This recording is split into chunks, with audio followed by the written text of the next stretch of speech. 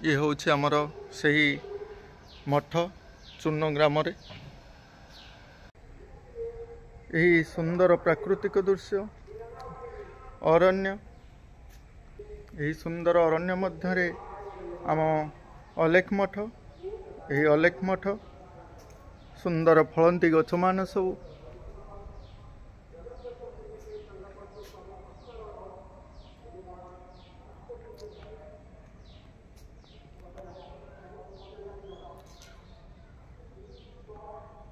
एठी पीवा पानीर सुविधा मध्य करा जायछि।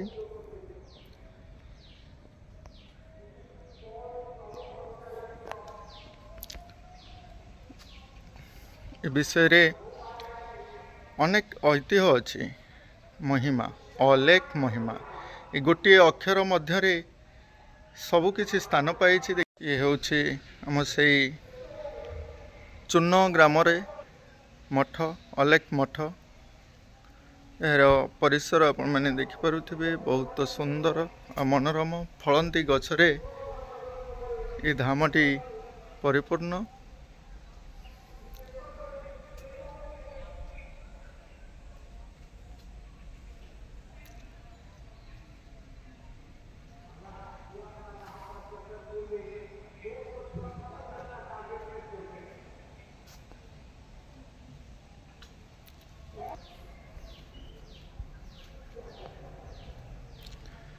हूँ महिमा अलेख मठ चूर्ण और कतुकुला ग्राम मध्य अवस्थित धोनी घर जोठारे धोनी पक्का जाए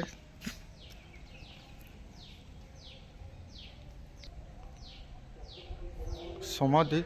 समाधि संग्रह करा जाइछि ध्वनि निमंते एठारे मध्य यही ध्वनि दिया जाए।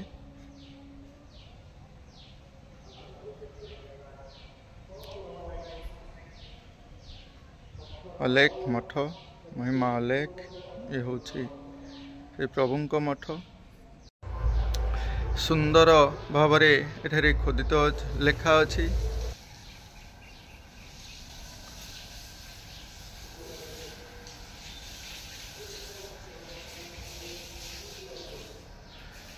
डाकी कहूअछि तिनी पुर मध्य अलेख नाम को भज देख कलिजुग घोटी आसुअछि बेनी करने शुणी बुझ ए सही कलिजुग यही कलिजुग रे महिमा अलेखंकर जे प्राणी आरत दुख अप्रमित देखु देखु केबा सहु मो जीवन पछे नरके पड़ी थाउ जगत उद्धार हो ए मध्य संत कवि भीम भोईंक बाणी। आज आम आसीछे चूर्ण ग्राम पारादीपगढ़ ग्राम पंचायत चूर्ण ग्राम रे महिमा अलेखंक मठ सुंदर भावरे अरण्य सुंदर अरण्य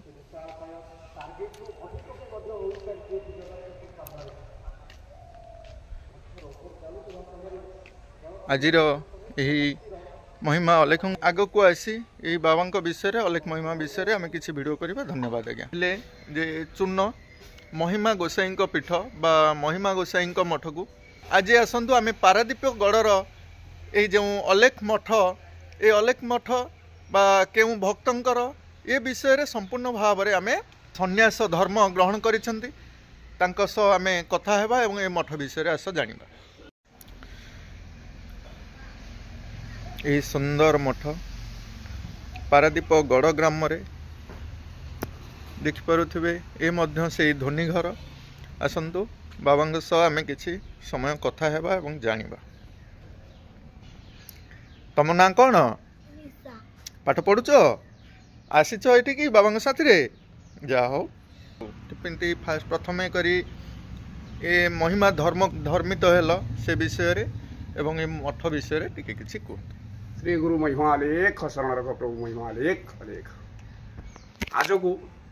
104 वर्षर एठारे धुनी स्थापन करा जाए। श्री श्री सिद्ध साधु जयराम दास आश्रम 104 वर्ष भितर ये गोटे लुकायत हिसाब से रही आसगढ़ ग्राम पंचायत भितर ये गोटे लुकायत हिसाब से रही जेहेतु पंचायत भितर आमर दुईटी अलेख टुंगी अच्छी गोटे उदयस्थ संप्रदाय गोटे अंतरंग समाज जेहेतु गोविंद स्वामी आदि गोविंद परम स्वामी ये अंतरंग समाज महिमा स्वामी समाज जे कि चून बेलारी अवस्थित से टुंगी आमर ये 104 वर्ष है आज को इस स्थान में मठ स्थापित होती आमर ये जी थे मोर गुरु श्री श्री बाबाजी चरण दास सी सब तांकर अनुदान रे ये सब किसी एठिकार संध्या बेले आमर नाम भजन कीर्तन एवं आमर बहुत भक्त मान अच्छा को आसती माघ मास शुक्ल पक्ष दशमी तिथि एठार ध्वनि स्थापन करा जाए एवं प्रभुंकर भद्र नाम कीर्तन हुए जगत कल्याण निमंते बहुत साधु माने आसती एठार परिवेषण करती माघ दशमी शुक्ल पक्ष दशमी तिथि कर एवं धीरे धीरे ये लुकायत हो आसला जे आपण मान भली यूट्यूबर मान जरिया ये धीरे धीरे धीरे धीरे लोकलोचन को आसीपार यहाँ आम मान बहुत गर्वर कथा जे कि जो जिनस सब लुकायत हो रही जाता से आज लोकलोचन मान को आसी सारा भारत सारा विश्व कहले जो सब आश्रम टुंगी मान सब रही जाइए लुकायत भाव से आपण जरिया देखिपार केते वर्ष है धर्म को धर्म को आज्ञा 12 वर्ष 15 वर्ष होगा गृहस्थ संप्रदाय आज्ञा ये आम समाज अच्छा अच्छा माने गृहस्थ जीवन सहित आम माने मध्य जड़ित हो पारिबा ये अलेख संप्रदाय केवल सन्यास नुहे जड़े गृहस्था सी केमी प्रभु गति लय लगे पार से निमते आदि गोविंद परम स्वामी ये गृहस्था संप्रदाय बा अंतरंग समाज ये करसकाशे ये अंतरंग समाज टुंगी आपण तो वर्तमान गृहस्थ जीवन सहित रही हे तो सन्यासी मैंने यार उत्तर भल भाव में देपारे आपन टे कहे कि आमर जो महिमा स्वामी जो शिष्य सबू थे शिष्य मान भितर सन्थ कवि भीम भोई विगत 1802 मसीहा आमर जे कि धुलिया गोसाई जहाँ को आम महिमा स्वामी बोली आम जाचे से हिमालय आसिक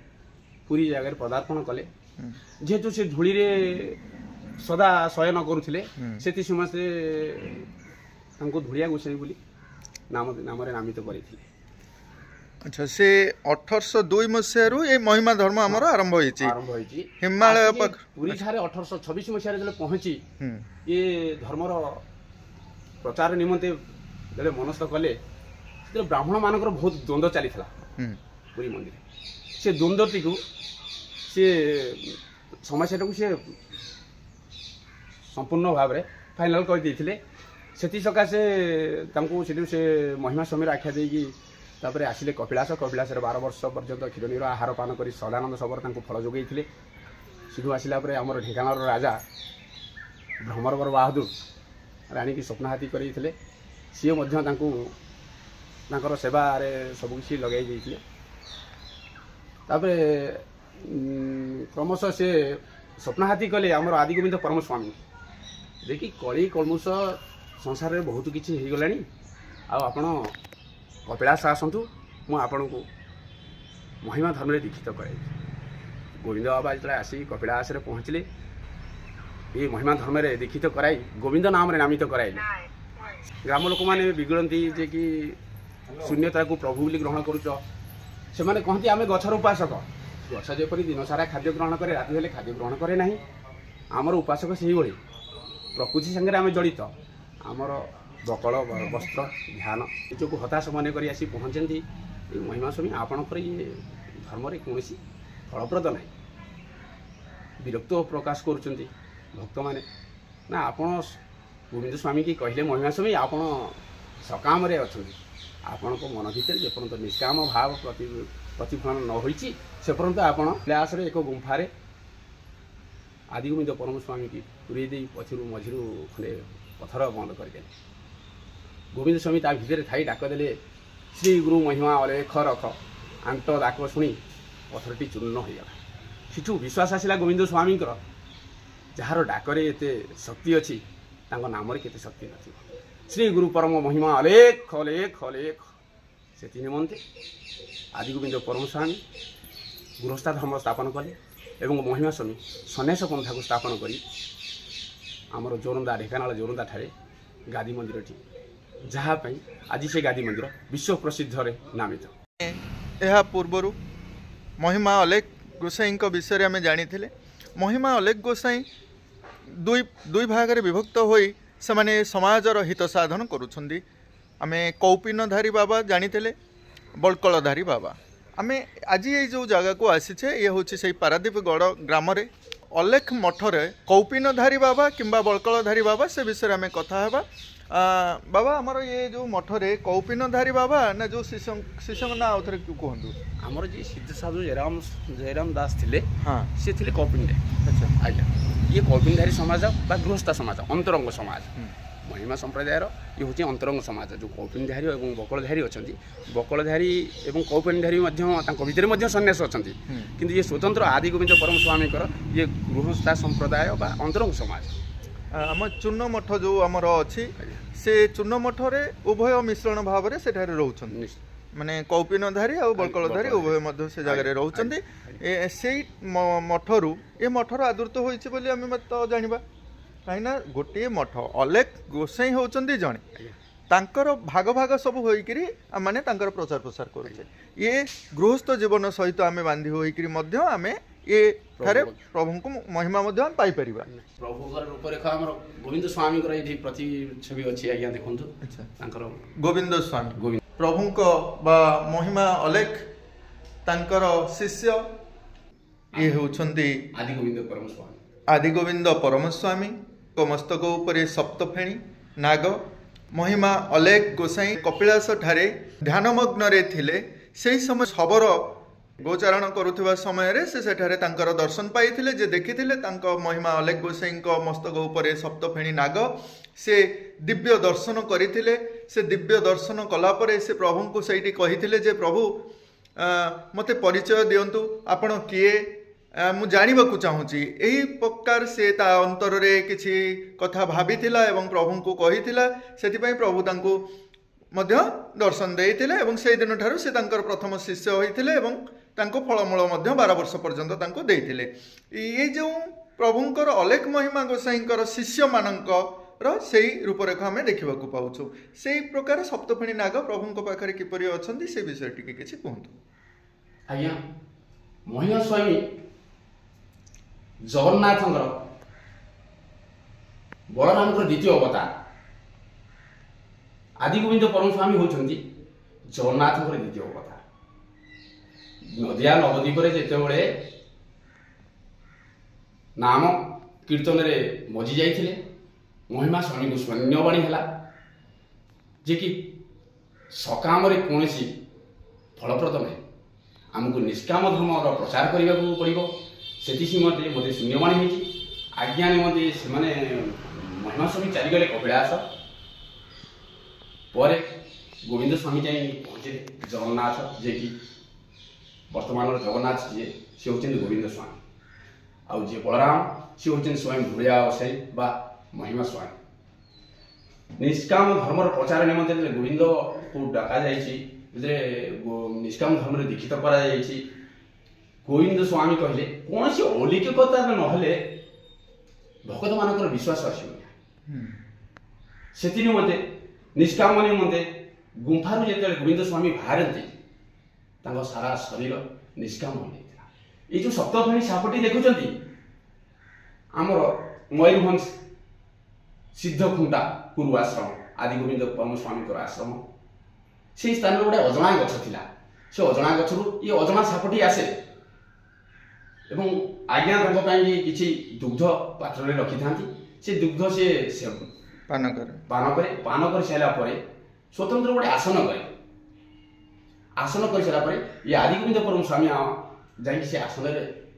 पदार्पण करती किसी समय ध्यानस्थ है से सर्पटी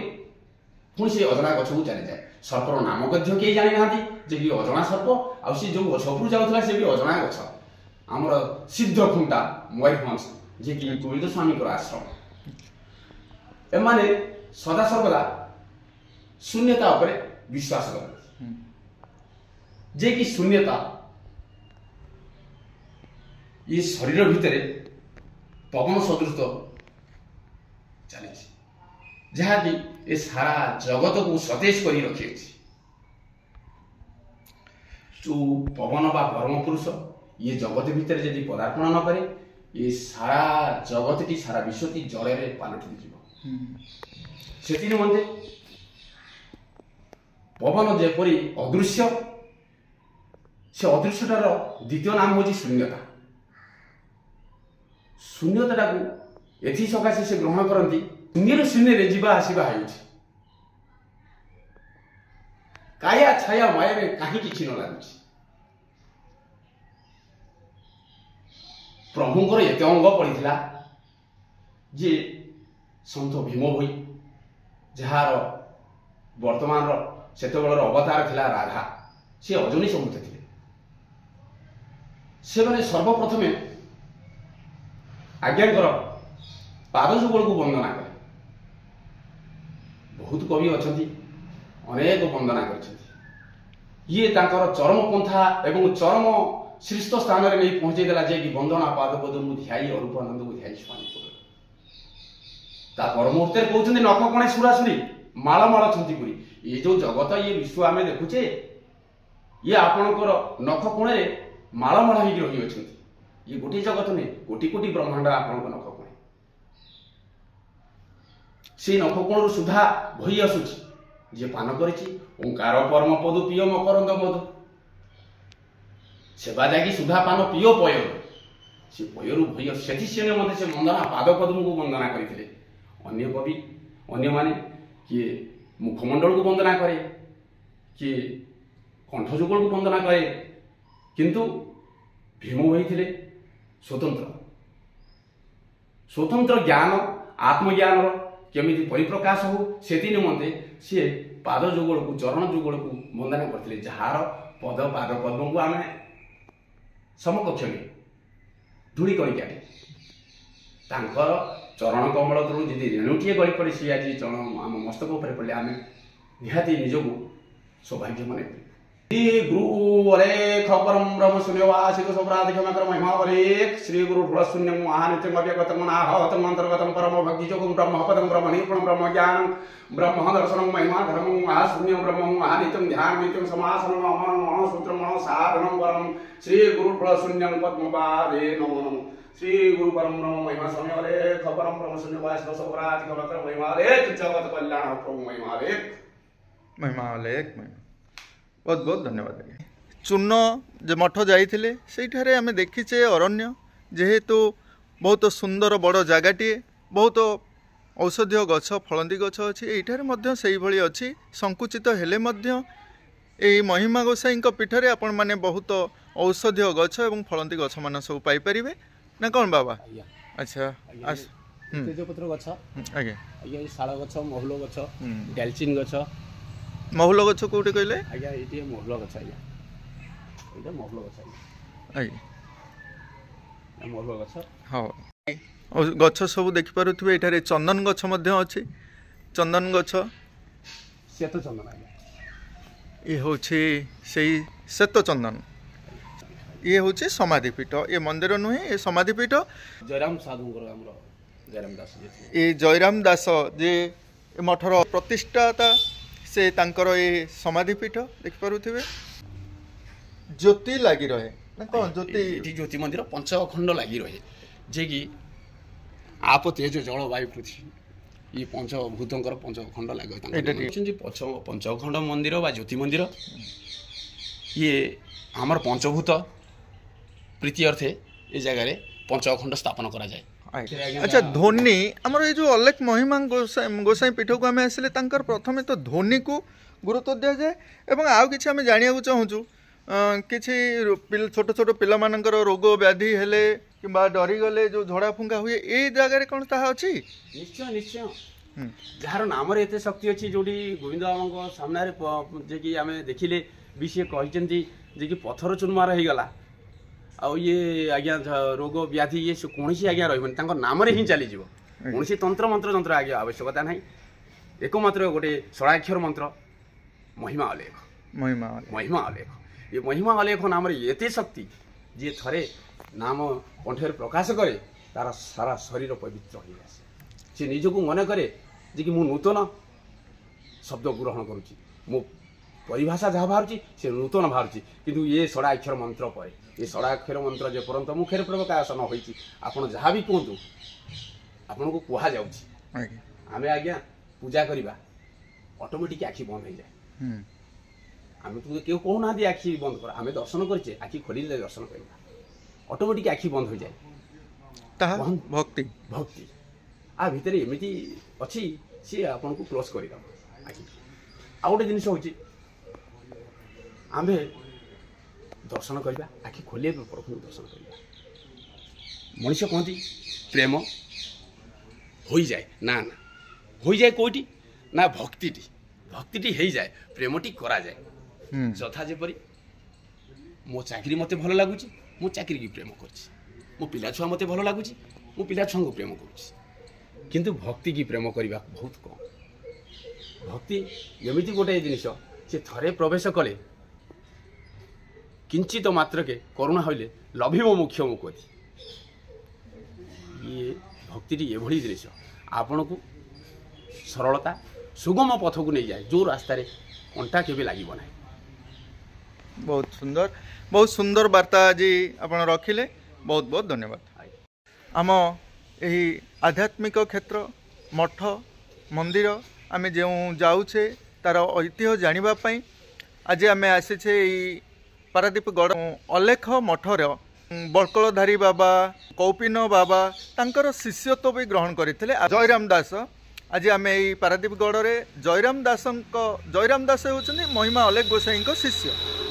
गोविंद स्वामी शिष्य गोविंद स्वामी शिष्य गोविंद स्वामी पट शिष्य थे गोविंद स्वामी पट शिष्य थे जयराम दास आज आम तांकरी पीठ को आसीचे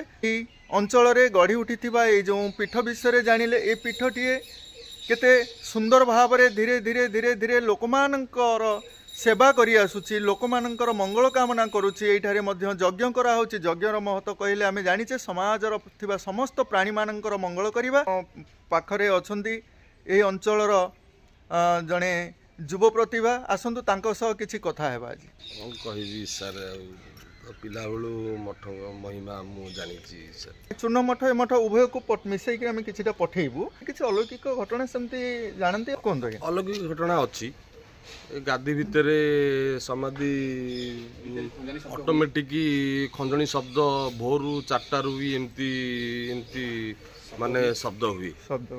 ये खंजणी बाजिबार शब्द जानिला परे आपण मान जानि पारुथिबे निहाती बाबा मध्य आज मध्य हम पाखरे